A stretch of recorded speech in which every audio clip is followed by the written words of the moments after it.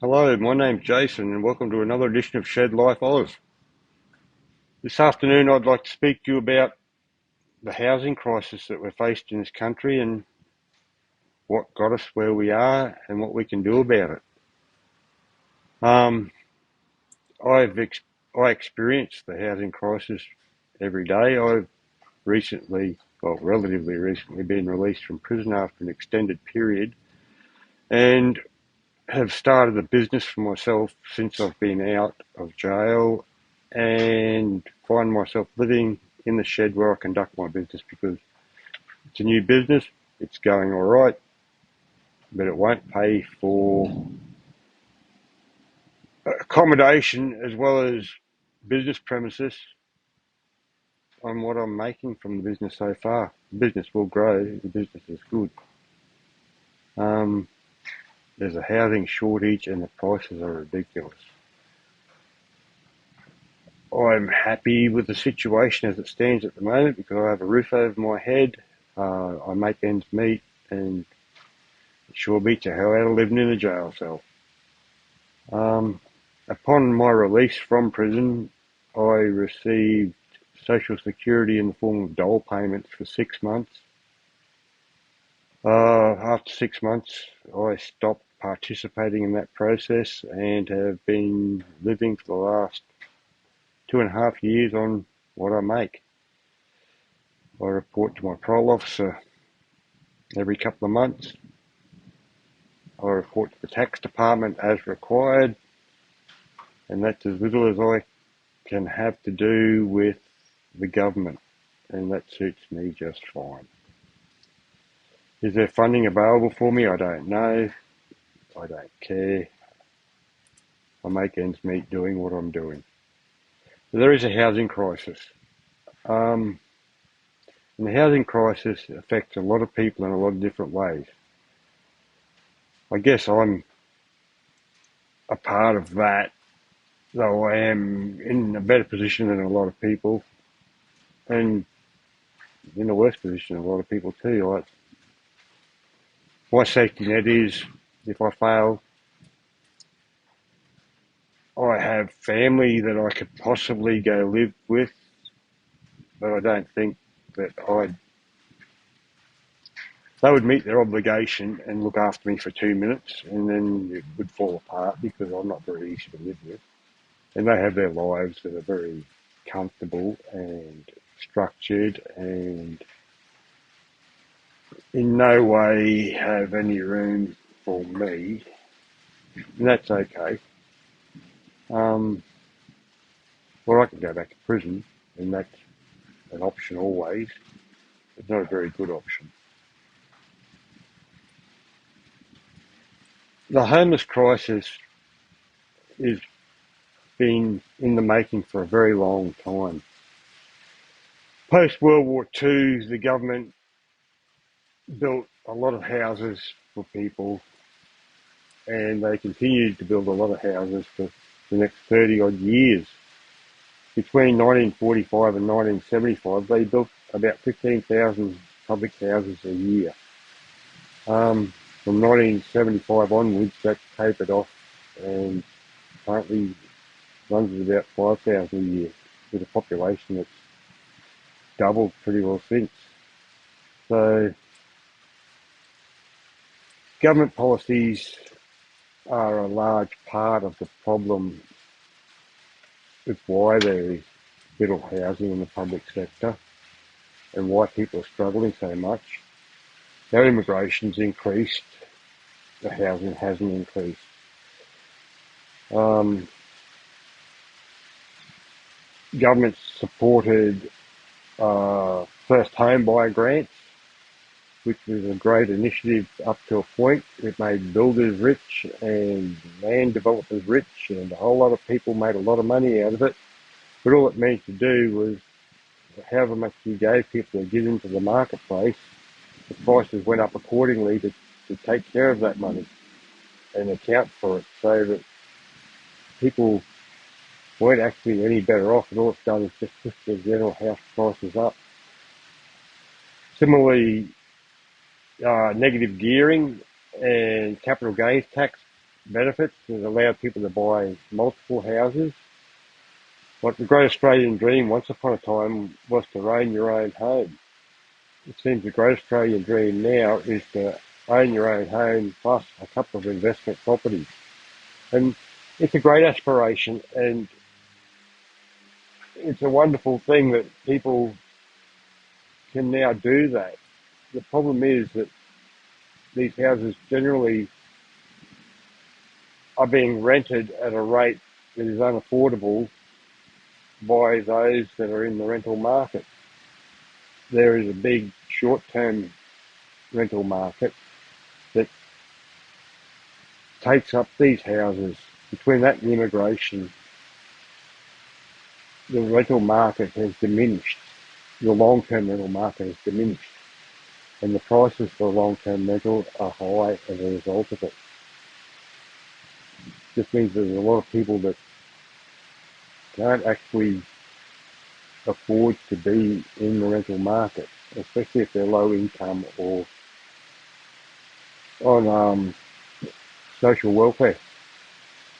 And that's great, I suppose, if you have an opinion that they should go out and get a job. Some people can, some people can't. It doesn't help those that are unable to participate in these processes. And having them homeless exacerbates a whole heap of social problems. It's called Social Security for a reason. Social Security buys exactly what it says it is. It buys security for those people that are well off. If you don't look after people at the bottom end of the social strata, they will wreak havoc, and that havoc will cost more. You can lock them up, and that costs. When I was released, it was costing about $104,000 a year to keep me in prison. That's a fair bit of money to keep one person incarcerated for 12 months. It's not sustainable. And locking people up for longer is not sustainable either. It costs more money to lock them up than it does to treat the problems that see them locked up. So social housing should be a primary concern for governments at both state and federal levels. And it used to be a state and federal combined effort to deal with social housing. Pardon the noise, it's raining outside again. Gotta love it. The shed leaks and they're gonna get wet. The government has chosen to privatise a great deal of what it used to do itself. The housing department, or the department employed a whole heap of people, tradesmen across the board, that built houses,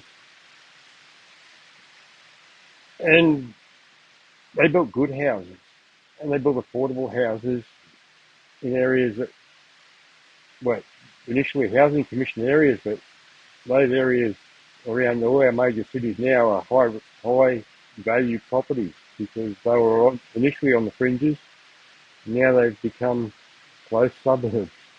So again, the government needs to bite the bullet and probably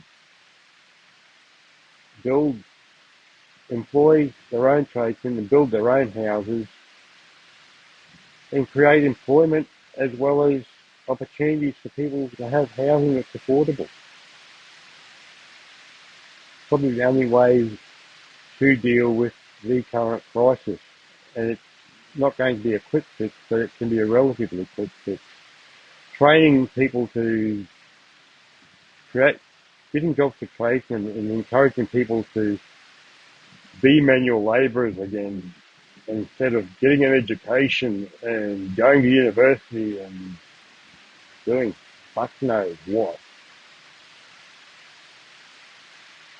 Service industries aren't productive industries. Construction jobs and manufacturing jobs are constructive and productive people in our community. It's great to have someone make your coffee for you, but I can make my own coffee. I can't build my own bloody house. Hospitality is great for tourism and But service industries are important and always will be. But we've become a country of service industries, and we do very little manufacturing, and construction is failing us now.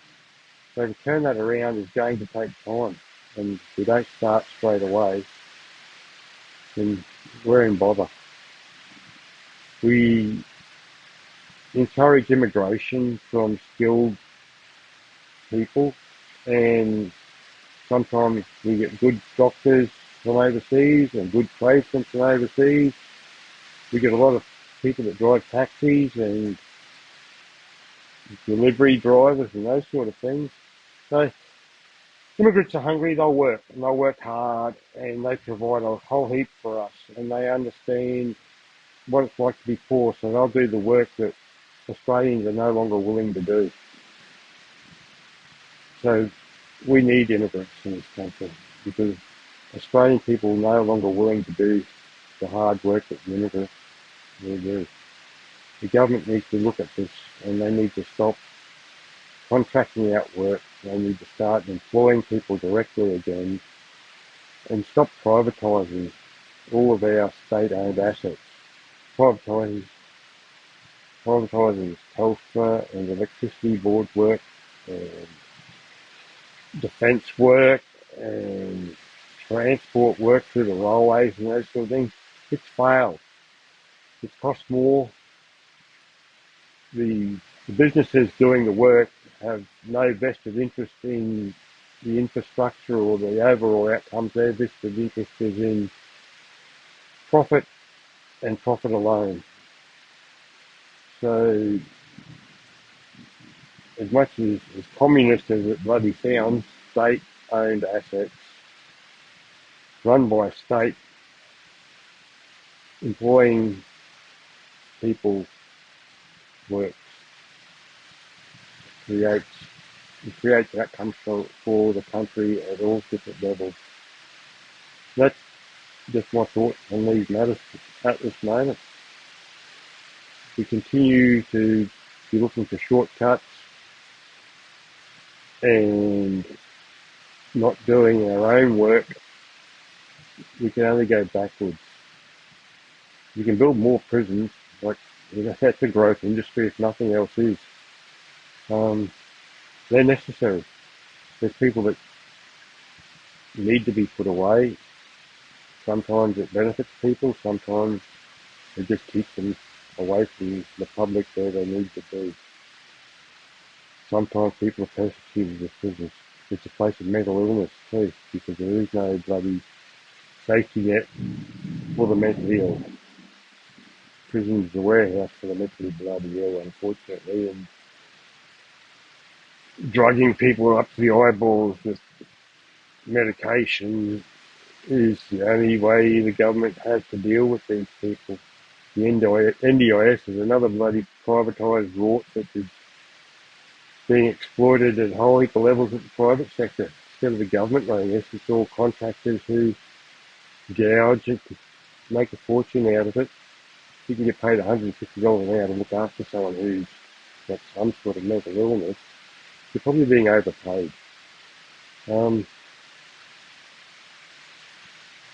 Yeah, we're failing.